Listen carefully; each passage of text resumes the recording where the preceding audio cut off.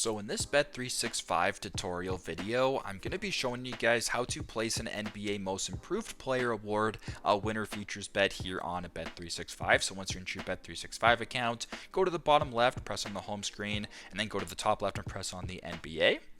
Then once you're here, slide this top bar all the way to the right till where it says futures and press on futures.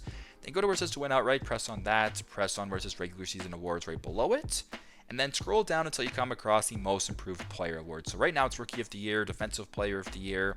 If you keep scrolling, it says Most Improved Player. So if you wanted to place, for example, a Most Improved Player future on Tyrese Maxey, you can press on the player that you wish. Then go to the bottom left, press on Set Wager, and then place bet in the bottom right. So that's how you guys can place an NBA Most Improved Player Award winner futures bet here on Bet365. Thanks again for watching, and I hope this video helps.